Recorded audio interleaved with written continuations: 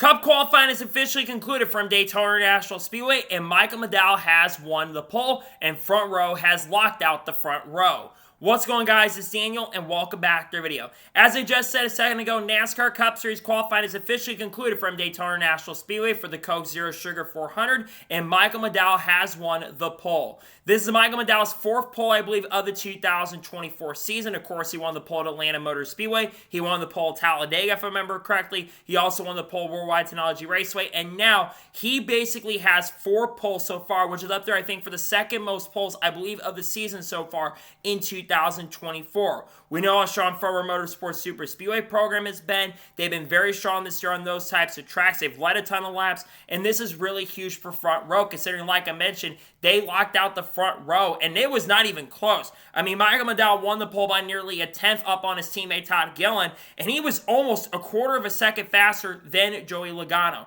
Michael McDowell, of course, needs a winning race to make it into the playoffs at this point. I think he's got a really good chance to get it done. He's going to be very fast tomorrow, and I think that 34 team is going to have a really strong chance and opportunity, especially them having Penske power and Penske performance. It's back-to-back poles for Ford at this track. We know that Hendrick, of course, has dominated in the past on the Daytona 500 poles, but nonetheless, congratulations to Michael McDowell on winning his 4th pole of the 2024 season. Congratulations to him on getting it done. I think he's going to have a really good chance and opportunity to win the Cup race tomorrow evening.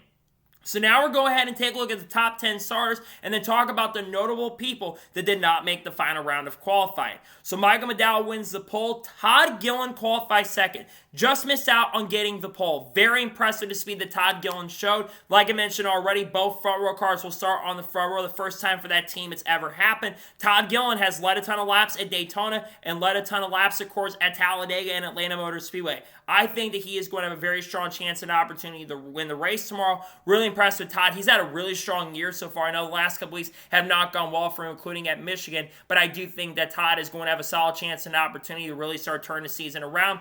Todd will start on the front row. Joey Logano qualifies third. Really good pace and speed from the 22 team. Of course, won the Daytona 500 pole earlier this year. I think Logano is going to be fast. Logano's had a pretty hit or miss season so far in 2024, but Logano qualifies third. Good job from Joey Logano. Ryan Preece qualifies fourth, the fastest Stewart-Haas racing driver. I thought at one point he was going to have a chance and an opportunity to win this pole because we know SHR won the pole at this track in the summer last year. Really good speed from Ryan Preece in the 41 team. Ryan Preece is still looking for a job going into 2025. If he could somehow come back and win tomorrow night, I do think Ryan Preece will be able to find a ride. As rumors have been going to RFK Racing recently, I think he'll be very, very fast tomorrow night.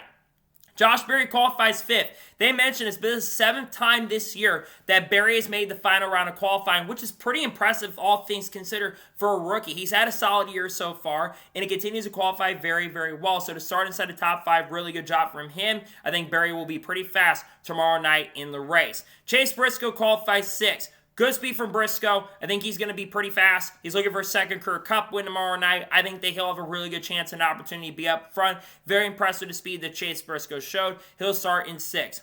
William Byron qualifies 7th. The fastest non-Ford in the field. I thought Byron was going to qualify like 9th or 10th or something, but pretty solid speed. He did win the Daytona 500 earlier this year.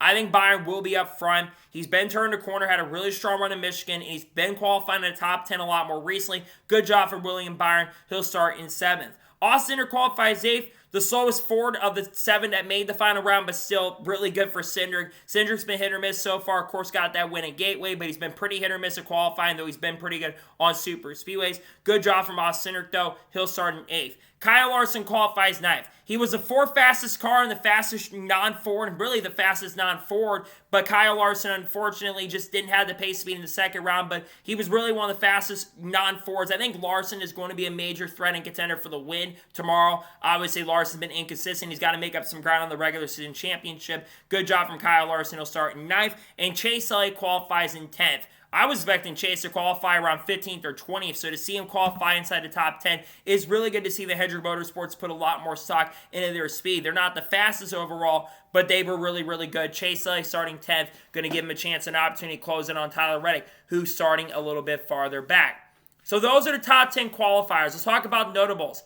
no Toyotas made the final round of qualifying. I believe this is the first time this year we haven't seen a Toyota make the final round of qualifying, maybe outside of the Daytona 500. Mark Truex Jr. was the fastest. I think he's starting 16th or 17th. Bubba Wallace is starting 18th. Denny Hamlin is starting 21st. Tyler Reddick is starting 26th or 27th. And then, of course, you have Ty Gibbs starting about 30th position in the race. And, of course, the Legacy Motor Club cars are starting farther back as well. Toyota probably setting up for more handling, among other things, but it's going to be very tough to pass. They're going to have to work on some strategy to get up to the front.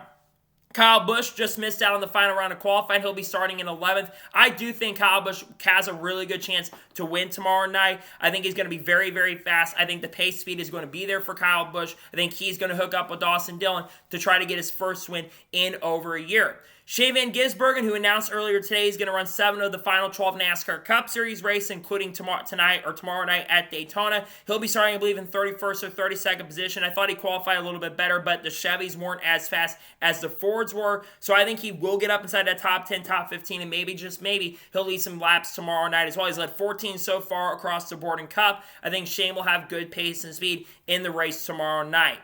So those are some notable drivers that did not make the final round. Let's talk about overall look. So there wasn't practice today, obviously, because for super speedways, they don't do practice. But when you're looking at the teams that are going to be really strong, Team Penske is going to be really, really fast. Stewart Haas Racing is going to be really fast tomorrow night. I think Hendrick Motorsports is going to be up there contending. I think Kyle Busch is going to be fast. Bubba Wallace, who I picked coming into this weekend, I think he'll get up front to try to get stage points. I think Denny Hamlin, who's been really good at super speedways, I think he's going to be a major threat and contender for the win tomorrow night, depending on how the weather is. But I think that there are going to be a lot of guys contending for the win. I think you could have some underdogs like a Carson Hocevar, perhaps, a Zane Smith, perhaps, who's been really turned the corner. And again, I think Todd Gillen and Michael McDowell could be guys that have a chance and opportunity to get it done tomorrow night. We could be racing the weather, obviously, because there could be some weather in the area. Hopefully, we don't have those issues so we can get the race in tomorrow night. But nonetheless, congratulations, of course, to Michael McDowell on winning the pole for the Cup Series race at Daytona. I think he's going to have a really good chance and opportunity to get it done tomorrow night. Once again, congratulations to McDowell on winning the pole for tomorrow night's NASCAR Cup Series race at Daytona. I think it'll be a major threat and contender to get it done. So, that is going to be it for reactions to NASCAR Cup Series qualifying at Daytona International Speedway. I want to thank you guys for watching. Please subscribe to the channel, notifications on, and if I win a video, it does go live on my channel. Follow me on Twitter, Facebook, and Instagram, and support on Patreon as well. Let's go below that and comment your thoughts below on today's episode. What are your thoughts about NASCAR Cup Series qualifying? Let me know below. Let me know your thoughts in the comments below, and congratulate Michael McDowell on winning the pole. Let me know your thoughts in the comments below. Later tonight on the channel, the NASCAR Xfinity Series race will be from Daytona National Speedway, and depending on how Shane Van Gisbergen ends up doing tonight, we'll discuss him as well in his performance. Then, of course, on Sunday, we're going to have the tomorrow afternoon, we're going to have the starting lineup video for the Coke Zero Sugar 400. If that big announcement does end up happening, we'll discuss it here as well. It's supposed to be a team announcement schedule. We're also going to talk about drivers like Haley Dean potentially as well. We're also going to have the Cup review, another Shane Van Gisbergen video, and then on Sunday, we're going to most likely have the Truck Series race review as well. And then Monday, we're going to have a NASCAR news video dropping on the channel. Got a lot of great content that I cannot wait for you guys to check out. So anyways, like I said, I want to thank you guys for watching today's episode, and I'll see you guys next time for more great, awesome NASCAR content and other motorsports content on the channel like this. Take care, everybody.